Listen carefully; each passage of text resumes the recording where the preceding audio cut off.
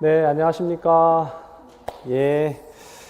이제 새로운 그 강의로 들어갑니다. 기출 분석 강의인데요. 이제 기본 이론 강의를 다 들으시고 기출 분석으로 오신 선생님들은 익숙하시겠지만 또 기출 분석부터 강의를 들으시는 경우가 있어서 조금은 친절하게 가볍게 시작해 보도록 하겠습니다. 자, 선생님들 기출 분석을 어떻게 진행할 것인가 전에 이 강의를 선택하신 선생님들은 저희를 이미 알고 선택하셨겠지만 저는 이제 기출 분석에서도 지역사회간호와 정신간호를 담당하는 김동현입니다. 예, 그래서 제 기본 강의도 그렇게 진행을 했지만 지역사회, 정신간호, 지역 성인, 여성아동 정신 이런 순서로 진행을 하고요. 선생님들이 이제 기출에서 제가 더 강조를 하겠지만 기출을 얼마나 잘 분석하는가가 되게 중요하고 여러 기간 동안 오랜 시간 동안 강의를 계속 해왔기 때문에 선생님들에게 아마 좀 더 유효한 좀 더 도움이 되는 강의를 전달해 드릴 수 있을 거라 생각을 합니다. 자, 간단하게 오늘 진행은요. 이제 시작은 기출 분석 강의의 시작에서 제일 중요한 건 이걸 다시 한번 좀 새기고 가시면 좋겠어요. 1차 시험 점수 가능한 고득점일수록 합격 가능성이 더 커진다. 선생님도 합격 가능성만 커질 뿐만 아니라 실제로 합격하고 우리 학교를 배정받을 때 학교가 발령이 날 때도 훨씬 더 유리하다는 것을 제가 계속 듣고 있어요. 그래서 어떻게든 점수를 높게 받아야 되는데 그러면 어떻게 고득점을 할 것인가에 가장 키가 되는 게 사실은 기출입니다. 그래서 지금부터 이제 기출을 다룰 것이고, 자, 요 부분이죠. 지금 1, 3월 이후에 4, 5월 달에 기출 분석과 기출 분석 핵심 체크입니다. 이제 기출 분석 강의가 오전, 오후 진행이 되고, 그 다음 오후 시간에 1시간 정도, 1시간 안 되지만 기출 분석에 대한 핵심 체크를 기본 강의 때와 똑같은 그런 세팅으로 스트럭처로 갑니다. 선생님들 이제 강의의 그 구조 자체가 기본은 어떻게 됐냐면 한 섹션이 3주씩이었어요. 지역사회가 3주, 성인이 3주, 여성아동이 3주, 정신이 3주였는데 기출 분석에서는 2주로 줄어듭니다. 그렇죠? 2주 안에 전체 영역을 다룬다 이렇게 생각하시면 돼요. 그래서 4월 달에 이번 주와 다음 주는 지역사회 사회, 그리고 그 다음 주는 성인 사회, 그 다음 여성아동 사회 5월 달에, 그리고 정신간호 사회 이렇게 진행이 됩니다. 제가 해보니까 선생님들이 보통 기출의 지역 파트에서 이렇게 멘붕이 오시는 경우가 많더라고요. 막상 공부를 하긴 했는데 잘 기억이 안 난다. 근데 선생님들 그거 당연한 겁니다. 기억이 기본 이론 한번 들었다고 해서 다 기억이 나면 공부를 할 필요가 없잖아요. 기출 분석은 거의 다시 또 새롭게 공부하는 것 같은 느낌적인 느낌이 드실 거예요. 그것을 너무 이렇게 좀 당황하시거나 내가 왜 이거밖에 안 되지? 뭐 이런 생각을 하시면 안 돼요. 모르는 게 당연한 거예요. 기억이 안 나는 게 당연한 거니까 그럼 난 기억이 나는데요. 그건 이상한 거예요. 그렇죠? 그래서 조금이라도 더 기억을 해갈 수 있도록 강의 구조가 그렇게 되어 있으니까 따라오시면 되겠고. 자, 지금 아직도 여기입니다. 1단계예요. 이론 완전 학습이에요. 선생님들 이게 저희 커리 자체가 3단계잖아요. 이론이 있고, 그 다음에 문제풀이가 있고, 마지막 이제 모의고사가 있는데, 아직 이론이에요. 그러니까 기출 분석 단계는 이제 착각하면 안 되는 게 뭐냐면 기출 분석을 교재 자체가 문제로 돼 있잖아요. 기출 문제들로 돼 있으니까 문제풀이라고 오해하시는 경우가 있어요. 아닙니다. 기출 분석도 이론이에요. 이게 무슨 얘기냐면 앞에서 이론을 공부한 걸 다시 정리하고 전체를 리뷰하고 회독하는 그런 시간이라고 생각하셔야 돼요. 언제까지가 그러냐면 4, 5월달 지나고 6월달까지 6월달에 압축 이론이 있잖아요. 압축 이론에 갈 때까지 계속해서 이론을 완전하게 학습을 하는 거예요. 그러니까 선생님들 이론 강의에서 좀 미진한 게 있다고 기출을 들어도 되느냐 이렇게 물어보시는 경우가 있어요. 예, 당연히 더 들어야 돼요. 왜냐하면 이론과 기출은 별개가 아니라 굉장히 이제 오가나이즈 돼 있는, 서로 연결되어 있는 그런 부분이기 때문에 반드시 기출 분석을 통해서 보다 더 그 문제를 풀어가는 과정에 업그레이드를 좀 하셔야 된다라는 걸 강조를 드립니다. 제가 이제 지역 정신 성인 아동이 있다면, 성인 여성 아동이 있다면 제가 첫 시간에 가장 좀 선생님들에게 이거를 먼저 좀 컴팩트하게 말씀을 드려야 할 미션을 띠고 있기 때문에 말씀을 좀 드립니다. 자, 그래서 우리는 이제 동행을 하고 있는 것이고요. 우리 첫 시간에도 말씀드렸던 것이고, 자, 기출 분석 강의는 이 교재로 진행을 합니다. 근데 간혹 이제 질문들을 하세요. 2026년 기출 분석에 맥이 있고 2025년 판을 가지고 있는데, 그럼 나는 이걸 또 사야 되냐? 선생님들의 선택인데 2025년 판에서 2026년으로 갈 때는 새로운 기출 문제들이 부과가 돼 있고 그에 따른 내용들이 추가돼 있다라는 것만 아시고 선생님들의 선택이지만 어떤 것을 가지고 보시든 결국은 이제 기출 문제들을 잘 다뤄가는 것이고 그게 앞에 이론을 정리한다라는데 포인트가 있다라는 걸 기억하고 따라와 주시면 좋겠습니다. 자, 그럼 이제 본론으로 들어가서 사실은 기출 분석 강의는 어떤 방향성을 갖는가라고 할 때 제가 기본 강의 때 선생님들 시작하면서 이 강의의 목표라든가 방향에 대해서 말씀을 드렸는데 기출 분석 강의도 다르지 않습니다. 똑같아요. 다시 구조화하는 게 필요합니다. 자, 이게 구조화는 뭐냐면 구조화는 전체 영역을 한번 다시 다 리뷰를 하는 거예요. 그래서 이 과목이 어떻게 세팅되어 있는지 그 다음 이 과목에서 뭐가 쟁점인지 중요한지를 살펴보는 것이다. 그 당연한 얘기인데 의외로 그런 것들을 다 이렇게 배제하고 막 이제 다이렉트로 막 들어가서 빨리 나는 더 공부할 거야. 좋은 생각인데 꼭 그렇진 않아요. 자, 그래서 제가 기출분석에서는 작년도에도 그랬고 계속 강의의 포션상 어떻게 가냐면 구조화를 맵을 가지고 막 이렇게 좀 복잡하게 하지 않고 처음에는 선생님들이 교재의 기출분석의 맥에 보면 기출분석의 맥에 앞에 차례가 있습니다. 목차가 있어요. 그 목차를 근거로 해서 간단하게 구조화를 좀 드리고 그리고 나서 진행을 하고요. 자, 그 다음에 두 번째는 기본 강의도 이해가 중요하다고 제가 했거든요. 암기가 중요한 게 아니라 선생님들 이렇게 자꾸 마음이 바쁘니까 암기를 해야 되잖아요. 외워야 되잖아요. 결국 외워야 되잖아요. 틀린 말이 아닌데 이해를 해야 돼요. 기출은 더더욱 이해를 해야 됩니다. 뭘 이해하냐면 이 문제가 도대체 무엇을 묻고 있는지 어떤 것을 기억해야 답을 쓸 수 있는지 되게 중요하게 다르죠. 어떤 것을 기억해야 답을 쓸 수 있는지와 어떤 걸 기억해야 되는지와는 좀 달라요. 그래서 그런 부분들을 문제에 대한 이해라든가 분석을 제가 더 조망을 해드릴 것이고 이후에 이제 에스더 이진 교수님도 마찬가지고요. 자, 그리고 이제 세 번째는 결국 그래서 이 강의는 뭐 앞에 기본 강의도 마찬가지지만 키워드를 암기하는 대로 이제 갑니다.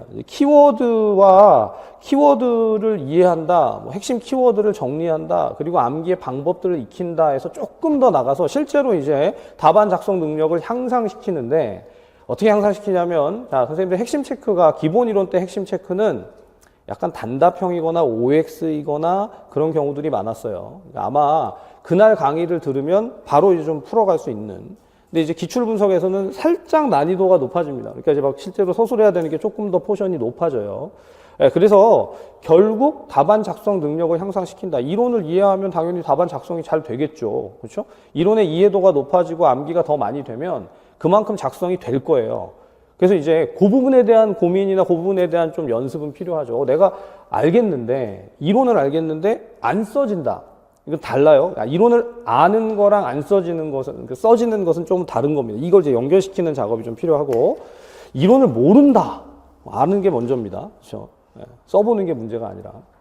물론 이제 열심히 쓰다 보면 익혀진다 이렇게 주장하는 경우도 있어요. 그것도 틀린 말은 아닌데 이 커리가 계속해서 반복하기 때문에 기본 강의, 기출 강의, 압축 강의, 뭐 요약 강의 이렇게 이제 가다 보면 S 시즌까지 가다 보면 최소 4번은 반복하게 돼 있어요. 선생님들이 이제 조바심을 갖지 말고 강의 커리를 따라오시면 타면 계속해서 보게 돼 있으니까 혹시 내가 안 익혀진 것이 있다고 하더라도 너무 긴장하지 마시고 계속 좀 반복을 하시면 좋겠습니다. 자, 그래서 이제 강의의 진행도 역시 마찬가지입니다. 여기 말씀드렸지만 구조화를 마인드맵을 가지고 하는데 마인드맵은 제가 첫 시간에 안 하고 기출 지역을 전체를 진행하고 마지막 부분에 우리 기본 강의 때는 그런 시간을 따로 못 가졌는데 전체를 리뷰를 다시 하면서 마인드맵으로 정리하고 어떤 게 기출이 됐는지 다시 한번 포인팅을 하고 그렇게 진행을 해 가겠습니다. 자, 핵심 체크를 통해서 마무리하고요. 자, 그래서 전체 진행은 지역사회간호학은 현재 4회라고 그랬죠. 그래서 오늘 지역사회간호 개론부터 보건교육까지 그리고 두 번째 시간이 보건행정부터 역학과 질병관리까지. 사실 이 파트가 굉장히 내용이 중요하고 또 많아요. 여기도 그렇고 가족간호, 학교보건, 직업건강간호, 마지막에 환경과 건강부터 전체까지. 자, 이 부분은 제가 밴드에다가 요 그 PPT를 그대로 올려드릴 테니까 참고하시면 될 텐데 선생님들 우리 교재에 목차에 보시면 챕터 1부터 13까지 그냥 똑같은 목차입니다. 우리 기본 이론과 다른 목차가 아니에요. 그 목차를 그대로 가기 때문에 대략적으로 어떻게 진행돼 가는지 강의 진행하면서 충분히 보실 수 있을 겁니다. 자, OT를 길게 하면 강의 시간이 짧아지기 때문에 가능한 OT는 가볍게 줄이고 바로 본론으로 좀 들어가 보도록 하겠습니다. 자, 그리고 이제 먼저 마지막으로 하나만 더 말씀드리면 이 강의를 들으면서 제가 이제 기출을 들으면서 선생님들 공부하시는 가장 기본적인 룰인데요. 기본 이론 강의를 다시 다 들어야 된다거나 또는 그 내용을 어떻게 다시 익혀야 된다거나 이런 거에 너무 부담을 갖지 마시고 여기서 썼던 맥이 있잖아요. 맥 1, 2, 3권이 있죠. 공부를 하세요, 계속. 예. 기출 강의 때 맥 1권 공부를 하는 거예요. 아니, 이건 지금 기출 분석의 맥을 공부해야 되는 거 아니에요? 예, 공부를 해야 되는데 지금은 이걸 볼 때입니다. 2주 동안 맥 1권을 내가 완벽하게 이래도 하겠다 이렇게 생각하시고 공부를 하세요. 예. 그리고 이제 여기에 따라 가지고 기출 분석의 책이 있잖아요. 자, 말씀드렸지만 기출 분석의 맥에 기출 문제들이 나와 있는데 이걸 공부하고 딱 풀어보면 딱 풀리면 좋겠는데 딱 안 풀리는 게 있어요. 예. 너무 실망하지 마시고 그걸 이제 강의에서 제가 잘 풀어드리겠습니다. 그러니까 이제 그렇게 정리를 해가면서 이렇게 생각하시면 좋아요. 선생님들 기출 분석의 맥은요, 어찌 보면 우리가 최종적으로 완성해야 되는 문제들, 최종적으로 완성한다는 게 시험장에 가가지고 풀어내야 되는 문제들을 다 모아놓은 거잖아요. 이거를 아무런 꺼리낌 없이 풀어간다? 그러면 벌써 목표에 도달한 거잖아요. 그러니까 어찌 보면 기출 분석의 맥을 지금 본다는 건 마지막 풀어야 되는 우리 실제 실전에 들어가서 풀어야 될 문제들을 미리 다 모아놓은 그런 썸 해놓은 것을 보고 목표와 방향을 명확하게 해간다 이렇게 생각하시고 접근을 하시면 좋겠습니다. 복습을 하실 때 일단 기출 분석의 맥에서 풀었던 문제와 거기서 제시되어진 어떤 주제들을 다시 한번 확인하되 이것과 기존에 공부했던 맥 1권의 내용들을 오버랩 시켜가지고 병행한다. 이렇게 생각하시면 좋겠습니다. 그러니까 2주 동안 맥 1권을 전체를 다 보는 거예요. 할 수 있다면 뭐 1회독이 아니라 2회독도 이제 어떻게 그걸 2회독을 해요? 3주 만에 1회독 한 거를 어떻게 2주 만에 2회독을 해요? 라고 생각하실 수 있을 텐데 속도감을 좀 가지시면 돼요. 선생님들 이게 우리 기본 강의의 마지막 시간에 제가 정신간호 거의 반나절이죠. 반의 반나절 동안 전체를 다 봤단 말이에요. 예. 전체를 회독을 하잖아요. 예. 그런 방식으로 내가 전체를 보는데 하나도 빠짐없이 본다가 아니라 전체를 한번 리뷰를 하겠다는 생각을 가지고 회독을 하다 보면 이 재밌는 게 속도가 붙잖아요. 그러면 이전에 안 보였던 것들이 보이면서 익혀지는 그런 놀라운 경험을 하게 됩니다. 자, 그래서 기출문서 강의를 통해서 선생님들과 전체 영역을 차근차근 한번 좀 정리를 해갈 것이고 제가 또 가이드 해드리는 대로 따라오시면 좋겠습니다. 자, 그러면 바로가 아니라 바로 본론으로 좀 들어가 볼게요. 자, 기출분석의 맥입니다. 기출분석의 맥. 처음에 목차를 보시면, 목차가 이미 말씀드린 것처럼 딱, 챕터 1에서부터 13까지 우리 기본 강의 때의 목차하고 똑같아요. 그런데, 선생님들 앞에서 우리가 매핑을 하면서 이렇게 정리를 했었는데, 뭐냐면, 자, 여기까지가 한 파트라고 그랬죠.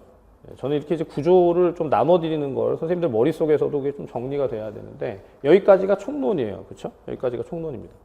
내용을 잘 몰라도 여기 있는 걸 다 뭐 기억을 못 하더라도 이 파트 안에 있는 게 총론이라는 건 실제로 문제가 출제될 때 이 파트의 내용의 출제의 빈도가 훨씬 더 높아요. 제가 출제에 대한 분석들도 다 뭐 이게 몇 퍼센트 출제됐고 몇 문제가 출제됐고 있으나 그걸 말씀드리는 게 별로 큰 의미가 없습니다. 물론 이제 과목에 따라서 그게 되게 또 필요한 경우들도 있어요. 하지만 일단 총론 파트의 출제는 거의 전체에서 한 50% 이상이다라고 보시면 됩니다. 50% 이상이 거의 60% 정도 되죠. 자, 그리고 특히나 여기 이제 강의를 진행하면서 더 말씀드리겠지만 선생님들이 가장 좀 까다로워하고 문제가 출제된 것들에 있어서 의외로 잘 아는 것 같은데 의외로 놓치는 부분이 간호 이론, 지역사회 간호 이론, 또 건강증진 이론, 그렇죠? 또 역학과 질병관리 이런 세 파트는 늘 출제가 되는데 늘 여기서 많이 놓쳐요. 그러니까 뭔가 공부가 덜 됐다, 암기가 덜 됐다. 그러니까 말씀드린 것처럼 나도 다 외우고 싶지. 근데 안 외워지고 까먹고 정리가 안 된 경우들이 많이 발생하는 게 간호이론과 건강증진이론 그리고 역학과 질병관리입니다. 자, 근데 재밌는 건 최근의 이슈는요. 여기에 이제 보건행정, 지역사회 간호 보건행정 파트나 좀 지역사회 간호 과정 파트나 이런 문제들이 심심치 않게 좀 문제화되고 있어요. 그래서 그런 부분들에 대한 것도 제가 강의 진행하면서 더 설명을 드리겠지만 어떤 맥락에서 출제가 되는지, 그다음 이슈가 무엇인지 이미 기본 강의를 하면서 제가 선생님들 이런 거는 문제가 나와요, 나올 수도 있고요, 또 최근에 좀 다뤄지는 것 같아요 라고 말씀드렸지 실제 문제를 보지 않았단 말이에요. 그런 것들을 같이 좀 리뷰를 해갈 겁니다. 자, 그 다음에 전통적으로 여기 보시면 가족간호 파트는 나오는 문제들이 좀 정해져 있어요. 가족간호의 이론이라든가 가족간호의 간호 사정 파트에 대한 내용들, 그런 문제들을 또 역시 문제를 통해서 다시 보겠지만 반드시 좀 복습을 하고 가셔야 되는 영역들입니다. 그리고 이제 사실 가장 좀 힘든 영역이라고 할 수 있는 게 뭐냐면 이거예요. 이거 학교보건. 왜 그러냐면, 제가 뒷파트에 가서 또 말씀을 드리겠지만 학교보건 파트는 나중에 보시면 이 학교보건 자체가 가지고 있는 복잡성이 있습니다. 선생님들 앞에서 강의를 진행할 때 제가 학교보건에 있어서는 학교보건은 이론이라는 게 없습니다 그랬죠? 그럼 얘는 이론을 대체하는 게 뭐라고 그랬죠? 기억나세요? 법. 네. 학교보건법, 시행령, 시행규칙, 건강검사 규칙 이런 것들. 그래서 학교보건 관련된 내용을 보다 보면 사실은 법 때문에 굉장히 골치가 아픕니다. 그리고 실제 그 출제된 문제들의 썸을 다 해보면 어디에 비중이 많이 가냐면 보건교육과 관련된, 그러니까 학교 보건으로 분류를 해놨는데 보건교육과 관련된 내용들이 꽤 많아요. 이 보건교육은 사실 여기랑 크게 다르지 않기 때문에 어디에다가 배치를 하는가에 따라 가지고 비율이 달라져. 이건 이제 가르치는 진짜 강의를 하는 교수자의 강사의 이 프레퍼런스에 따라 가지고 이거는 보건교육에 놔야 될 것 같은데 이거는 학교보건에 놔야 될 것 같은데 저는 이렇게 생각이 돼요. 여기 놓든 저기 놓든 결국 똑같은 문제인데 뭘 알아야 풀 수 있는가의 관점이죠. 자, 그래서 전통적으로는 이 지금 말씀드렸던 파트들이 가장 좀 출제가 많이 되어 왔던 것이고, 자, 여기 이제 최근 들어가지고 직업 건강 간호 파트나 그리고 환경과 건강에 관련된 영역들도 심심치 않게 문제가 좀 정형화되어 있습니다. 선생님들 문제가 정형화되어 있다는 것은 별로 고민할 필요가 없어요. 왜냐하면 문제가 딱 이렇게 세팅되어 있다는 거예요. 어떤 문제들이 출제가 되는지가 좀 정해져 있다는 거예요. 자, 그래서 이렇게 좀 말씀을 드리면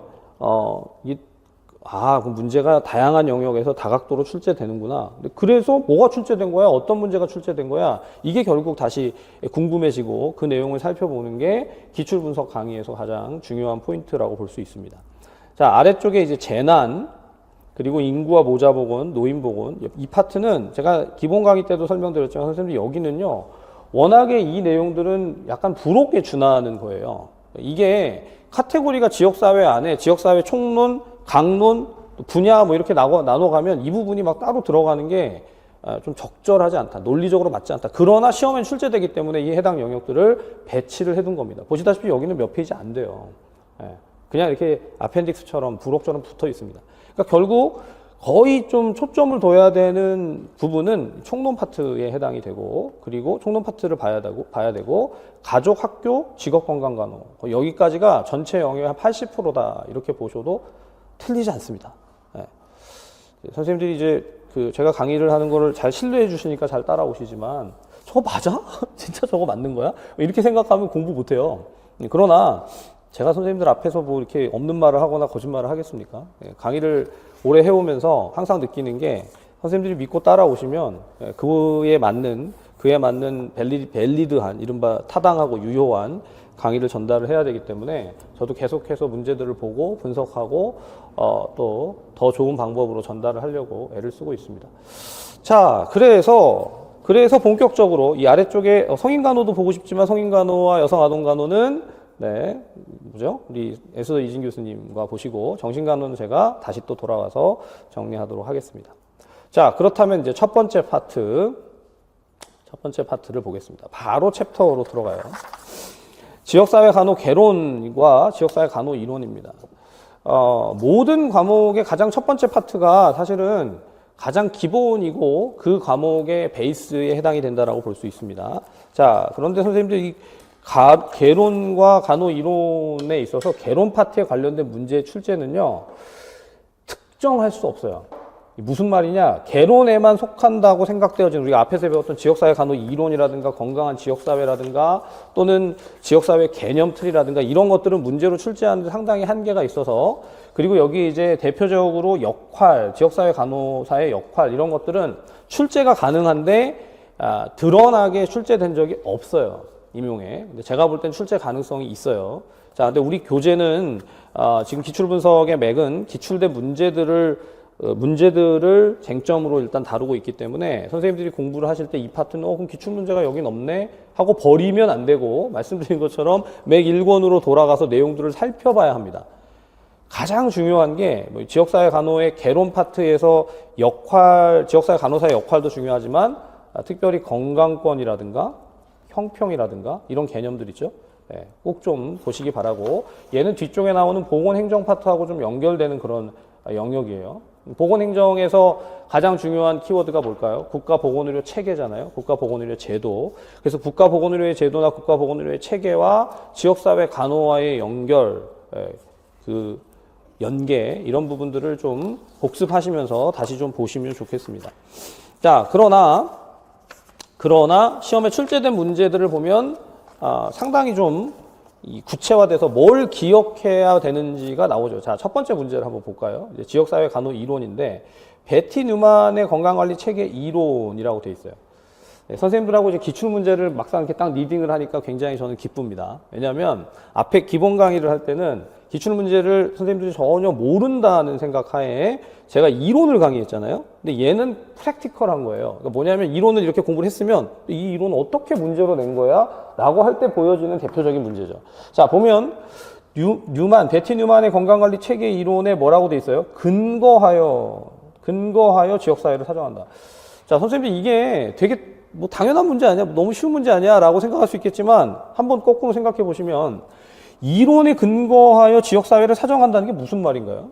그러니까 이론에서 학습할 때, 자, 지역사회 간호 이론에는 베티 뉴만의 이론만 있는 게 아니라 체계 이론, 오렘의 이론, 노이의 이론, 이렇게 나눠지죠? 여러 이론들이. 그럼 그 이론에 근거해서 지역사회를 사정한다고 하면 이 이론 안에는 뭐가 있냐면 지역사회를 확인할 수 있는 어떤 요소들이 들어있다. 그게 구성 요소잖아요? 네. 그러니까 베티 뉴만의 건강관리 체계 이론에서 지역사회를 어떻게 정의할 수 있는가? 그럼 베티 뉴만의 이론에 나오는 용어들을 한번 생각해 봅시다. 자, 같이 한번 볼까요? 뭐가 있어요? 기본 구조가 있고. 이럴 때 이제 복습을 하는 거예요. 그죠? 자, 기본 구조가 있고, 그리고 방어선이라는 게 있죠? 네. 방어선에도 종류가 여러 가지가 있습니다. 저항선이 있고, 정상방어선이 있고, 그 다음에 유연방어선이 있어요. 유연방어선. 네, 유연방어선이 있습니다. 자, 그 다음 이게 다가 아니죠. 기본 구조와 방어선이 있고 또 뭐가 있어요? 스트레스원이 있죠. 스트레스원. 자, 이게 통으로 이론에 대한 내용이 지금 머릿속에 쫙 떠오른다. 막 너무 선명하게 다 떠오른다. 네. 그러면 좋겠습니다. 그렇죠?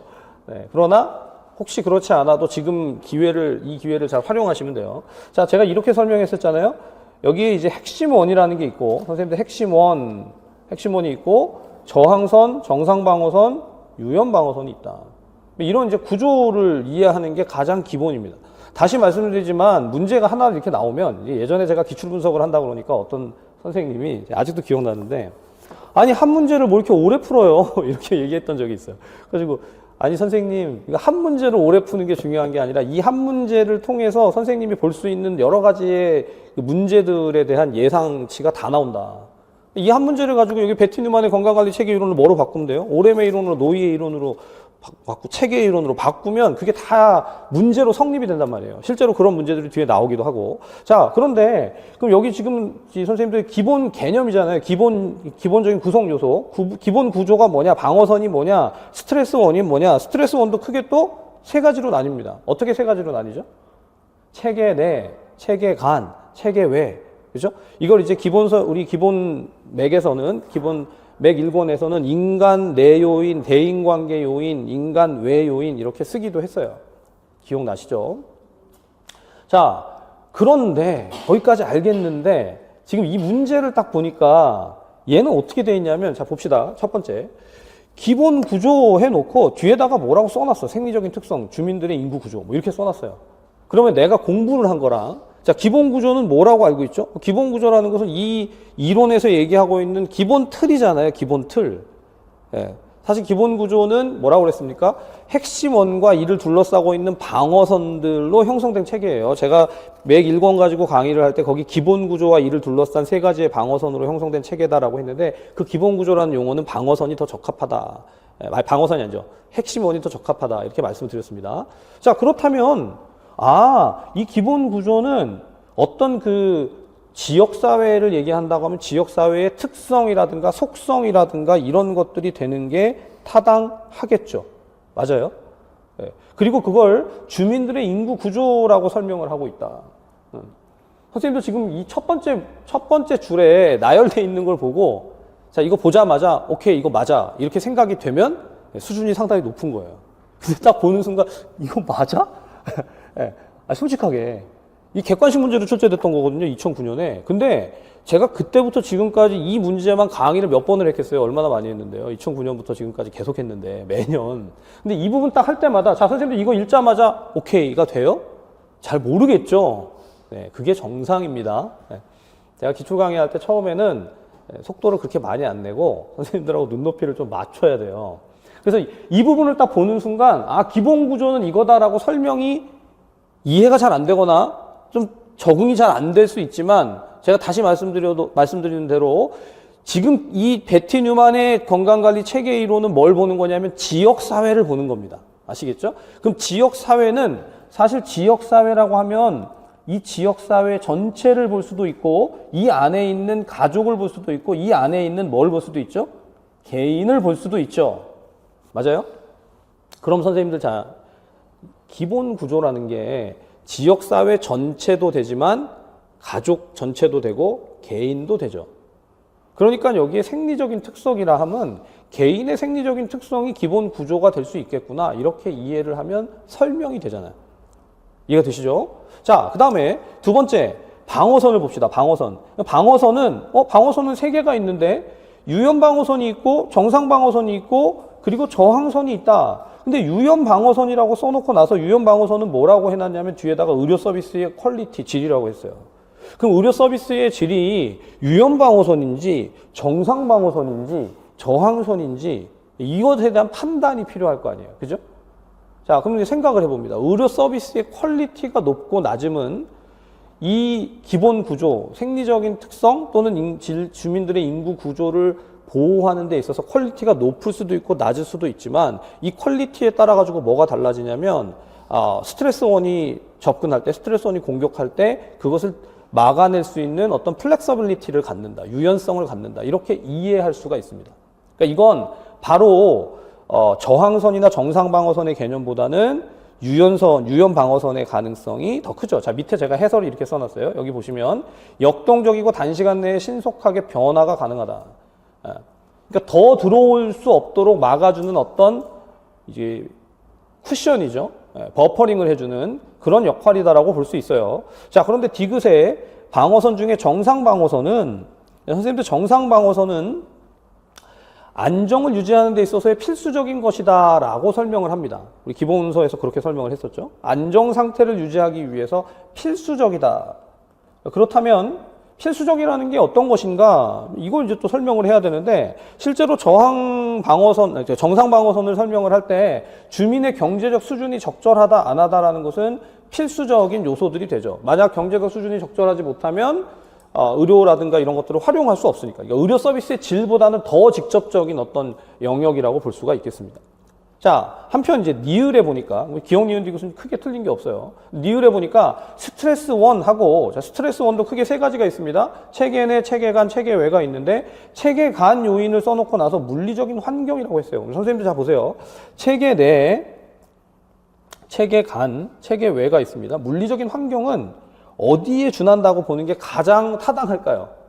환경은 체계 외.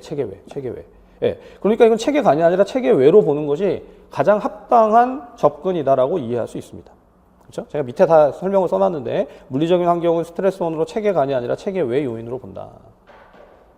그러니까 지금 이 문제 하나를 읽는 데만 시간이 엄청 걸리죠. 근데 이렇게 걸리는 걸 시험장에서는 이때는 문제가 40문제였거든요. 40문제 이거 한 문제 푸는데 시간이 되게 짧아요. 판단이 잘 안 되는 거죠. 그런데 우리는 이제 이런 문제를 푸는 게 아니라 선생님들에게 문제가 나온다면, 자, 다시. 뉴만의 건강관리 체계 이론에 근거해서 지역사회를 사정한다고 할 때 스트레스 원에 해당되는 것을 위에 본문에서 찾아라. 뭐 이렇게 문제를 낼 수 있는 거지. 아시겠죠? 자, 그럼 다시 말씀드리지만 기본 구조가 뭔지, 자, 밑에 있는 걸 봅시다. 기본 구조가 뭔지, 저항선이 뭔지, 정상방어선이 뭔지, 유연방어선이 뭔지, 그렇죠? 스트레스원이 무엇인지를 기본적인 개념으로 설명할 수 있어야 되겠다. 자, 여기 기본 구조에다가 여기 옆에 지금 내용이 없는 것 같은데 핵심원과 핵심원을 둘러싼 방어선 이렇게 써보시죠. 방어선으로 형성된 체계다. 형성된 체계.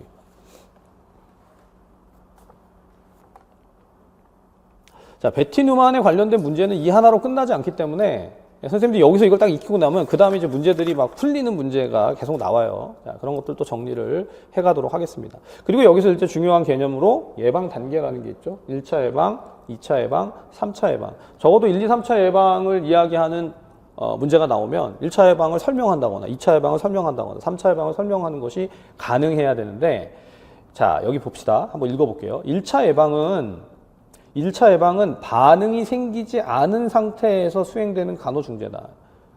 반응이 생기지 않았다는 건 아직 지금 아무 일도 벌어지지 않은 거잖아요. 자, 그래서 그걸 어떻게 설명하고 있냐면 스트레스 원을 없애거나 감소시킨다. 이거 기억을 좀 해두세요. 1차 예방에서 스트레스 원 자체를 없앤다.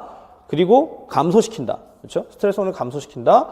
그 다음에 유연 방어선이나 정상 방어선을 강화시킨다. 그럼 이제 질문이 나오죠.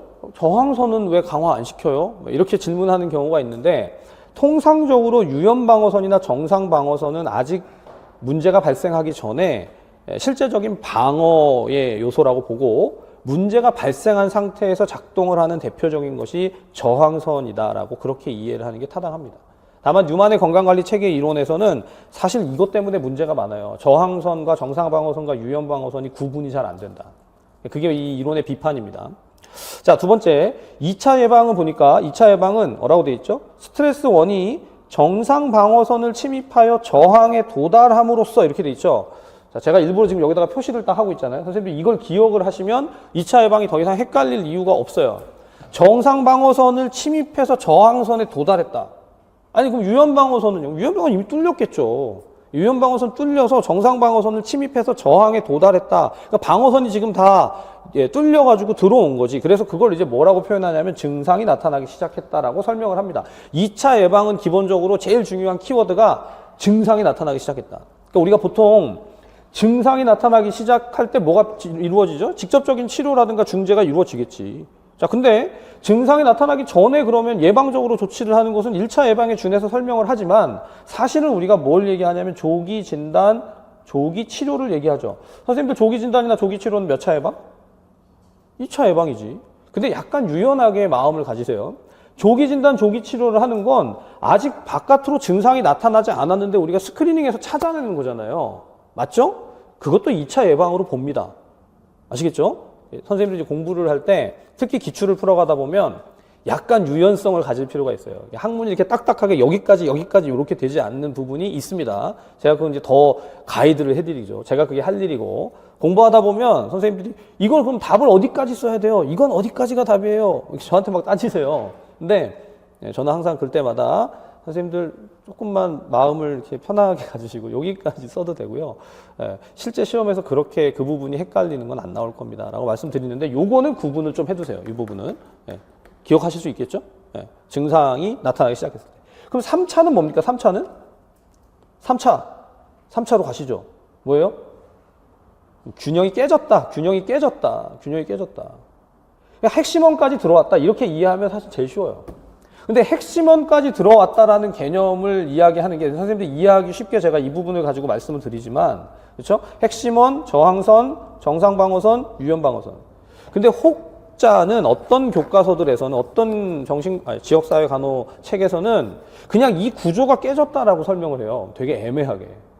기본 구조라는 건 핵심원과 저항선과 정상방어선, 유연방어선이 같이 되어져 있는 상태를 기본 구조라고 보다 보니까 구조가 깨졌다 이렇게 얘기를 합니다. 근데 그래서 중요한 키워드는 어찌 보면 이 체계의 균형이 깨졌다 이렇게 설명이 되는 게 더 타당해요. 그래서 균형이 깨졌다고 한다면 재구성을 한다.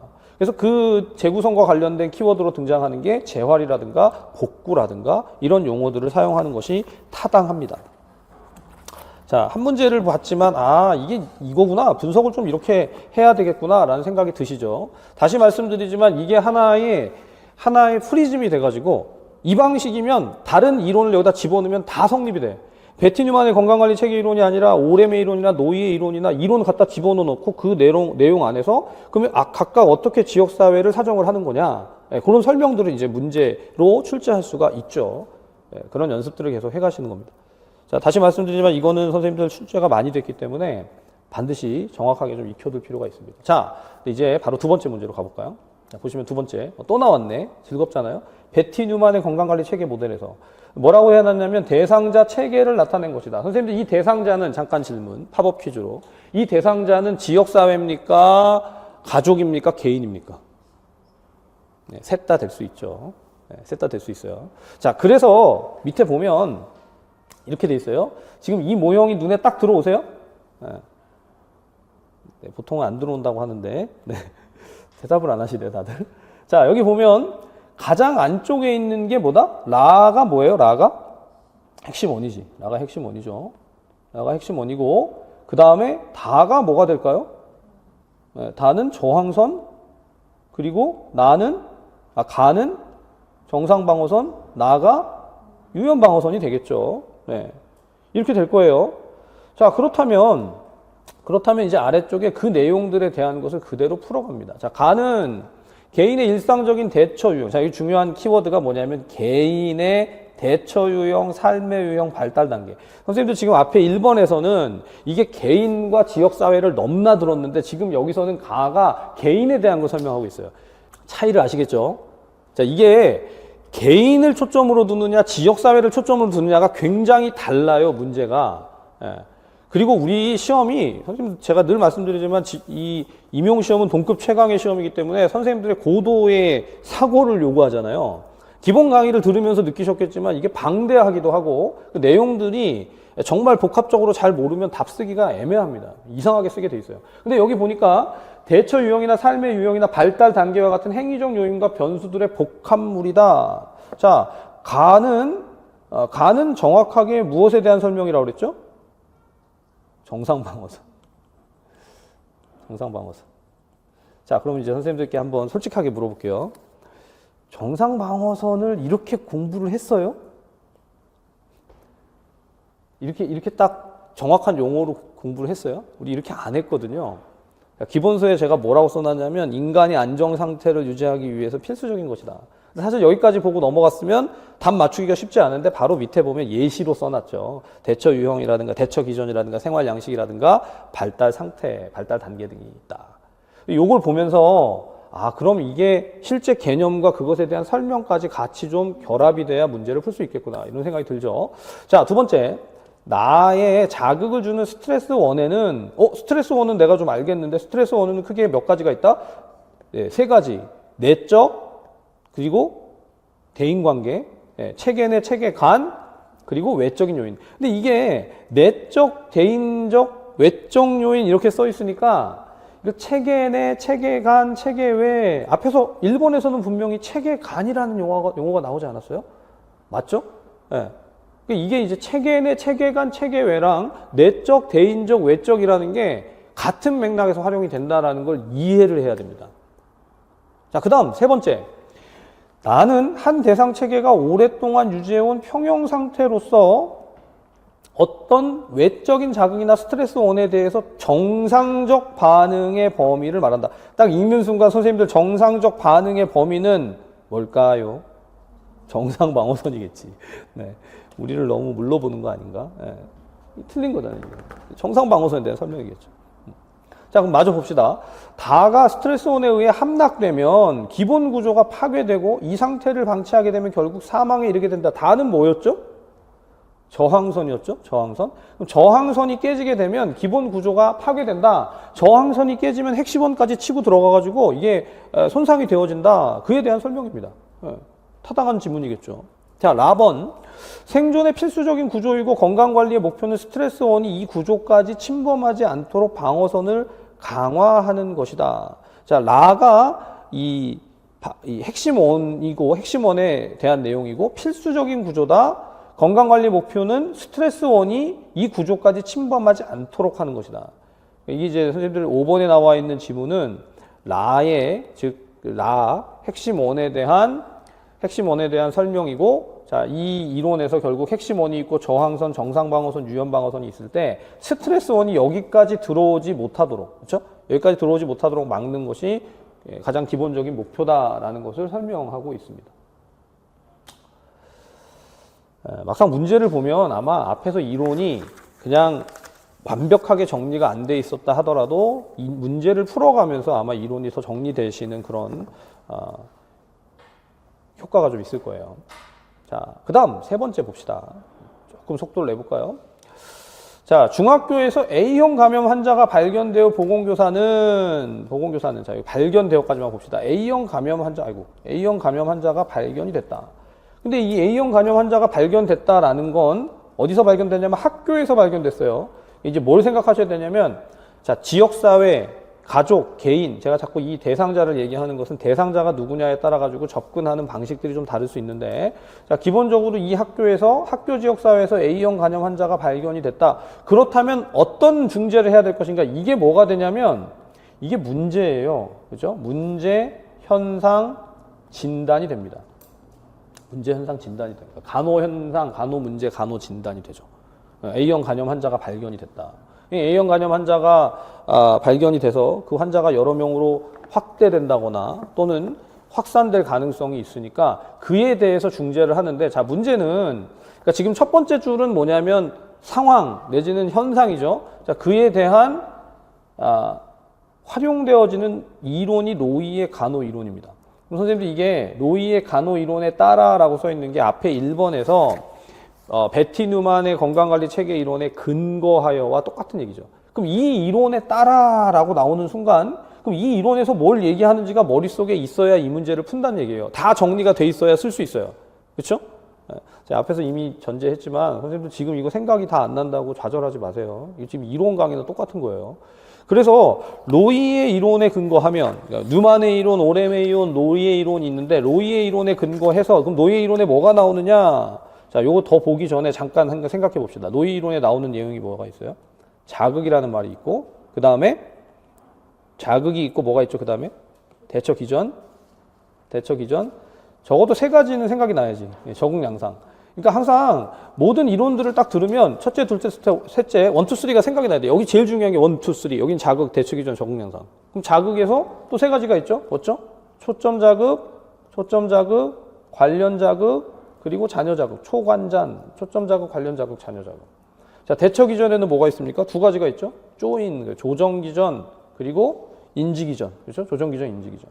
적응 양상에는 생, 자, 역, 상. 이렇게 기억이 나죠? 생리적인 적응 양상, 자아 개념 양상, 그리고 역할 기능 양상, 상호 의존 양상. 맞죠? 자, 이렇게 생각이 났어요. 생각이 난 걸 머릿속에 가지고 문제를 봅시다.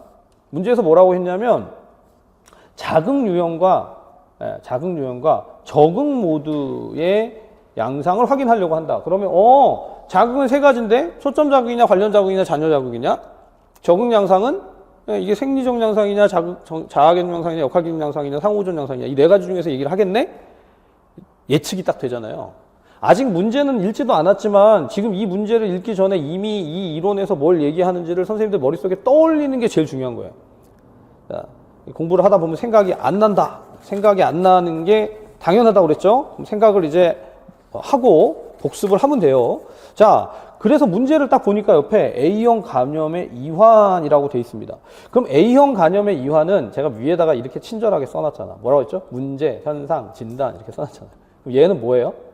얘가 지금 메인이에요. 핵심이에요. 뭐죠? 초점 자극이죠. 초점 자극. 자, 그럼 두 번째. 학생들의 손 씻기 습관. 이거는 뭘까요? 이건 문제가 아니라 문제와 관련되어서 설명이 돼야 되는데, 자, 이게 관련 자극이냐 또는 잔여 자극이냐라고 얘기를 할 때 이 이론에 대해서 알고 있어야 문제를 풀 수 있어요. 무슨 자극이죠? 무슨 자극? 자녀 자극이 되겠지. 자녀 자극. 네. 잘 답이 안 돼도 괜찮아요, 선생님들. 네, 지금은 괜찮아요. 네, 나중에 11월 달에 시험만 잘 치시면 돼요. 네. 자, 자녀 자극은 이 대상자에게 영향을 줄 수 있는 어떤 것인데 행동에 간접적으로 영향을 줄 수 있는 신념이라든가 태도라든가 성격이라든가 습관 등이 다 포함이 될 수 있습니다. 자, 그럼 이제 여기 바로 밑에 급수실 및 급수 환경, 급수실과 급수 환경은 그럼 뭐가 될 것인가? 이것도 역시 자극의 하나인데, 자, 자극 유형이라고 되어 있잖아요. 자극의 하나인데 어떤 자극이냐? 초점 자극과 관련된 다른 모든 자극, 즉 환경으로부터 투입되는 거니까 아, 이거는 뭐겠다? 관련 자극이겠구나. 관련 자극. 그러니까 이렇게 이해하시면 돼요. 초점 자극은 가장 가장 핵심적인 문제고, 그 다음에 관련 자극은 그것의 주변의 환경적인 것, 그렇죠? 환경적인 요소들, 내 외부의 환경적인 요소가 되고, 그 다음에 자녀 자극은 보통 신념이라든가, 특성이라든가, 개인의 성격이라든가, 이런 것들이 되는구나라고 개념화를 시켜 놓으세요. 예. 이게 선생님들 이렇게 들어도 막상 혼자 또 공부하다 보면 막 혼돈이 되실 수 있어요. 헷갈릴 수 있어요. 그리고 실제 제가 지역사회 간호학 책을 많이 봤을 거 아니에요. 제가 예전에 책을 보다 보면 이걸 뒤집어가지고 헷갈리게 써놓은 책이 진짜 많았어요. 예시들도 막 자꾸 왔다 갔다 하고, 그래서 문제가 출제가 될 때는 그런 것들을 막 또 잘못 설명되어 있는 것을 막 고려해가지고 문제를 낼 수 없습니다. 생각해 보세요. 문제를 출제하는 교수진이나 보건교사들 들어가가지고 이거를 애매하게 내면 문제가 된다는 걸 그들도 인지하기 때문에 문제를 애매하게 안 내니까 선생님들도 애매하게 공부하지 마세요. 다시 말씀드리지만 여기서는 초점 자극이 제일 중요해요. 초점 자극이. 그러니까 초점 자극에 따라가지고 그러면 A형 간염에 의해서 어떤 변화가 나타나는가가 뭐냐면 그게 적응 양상이죠. 맞죠? 이제 선생님들 이게 내가 워딩을 딱 뽑아가지고 이 단어로 외울 거야는 아직 안 하셔도 돼요. 그거 지금 못 합니다. 그렇게 못 하고 자꾸 이해를 더 해보시는데, 자, A형 간염이 이완이 되면 그럼 그 다음에 나타나게 되는 생리적인 적응 양상은 어떤지, 그렇죠? 자아 개념 적응 양상은 어떤지, 역할 기능에 대한 적응 양상은 어떤지, 그 다음에 상호 의존 양상은 어떠한지를 설명을 해야 되는데, 자, 그러려고 보니까 감염 학생이 피로와 오심을 호소한다. 이거는 생리적인 양상인가요? 자아 개념에 대한 건가요? 역할에 대한 건가요? 상호 의존에 대한 건가요? 생리적인 거, 예, 생리적인 거. 갑자기 목소리가 커지는 거 보니까 아시는 것 같아. 예. 생리적 양상에 대한 거죠. 뭐 이거는 따질 이유가 없어요. 근데 그 다음에 친구들로부터 따돌림을 당해서 외로움을 경험한다. 이건 뭐가 될까? 상호 의존이 되겠죠. 상호 의존. 상호 의존.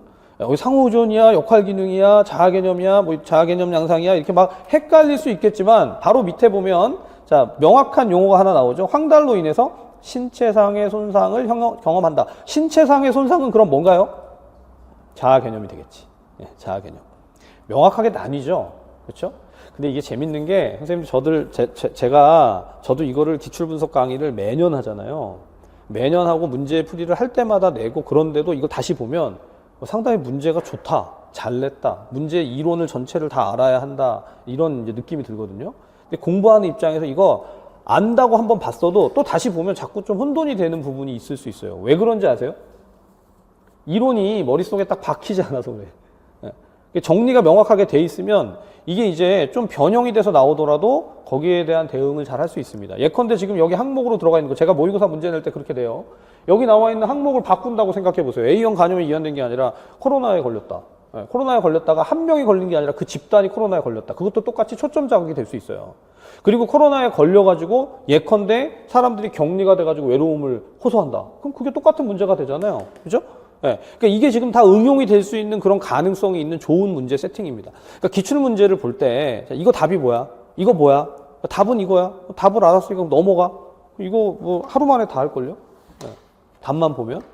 그게 아니라 자꾸 거기에 관련되어진 이론이라든가 내용들을 다시 익혀보고 정리를 해보시는 게 되게 중요합니다. 자, 그래서 아래쪽에 이렇게 넣어놨잖아요. 자극, 대처 기전, 그리고 적응 양상. 이미 뭐 이론서에서 다 보셨던 것들이지만 선생님들 학습을 다시 하시면서 좀 공부를 해가시면 좋겠습니다. 잠깐만 쉬죠. 잠깐만 쉬었다가 계속해서 보겠습니다.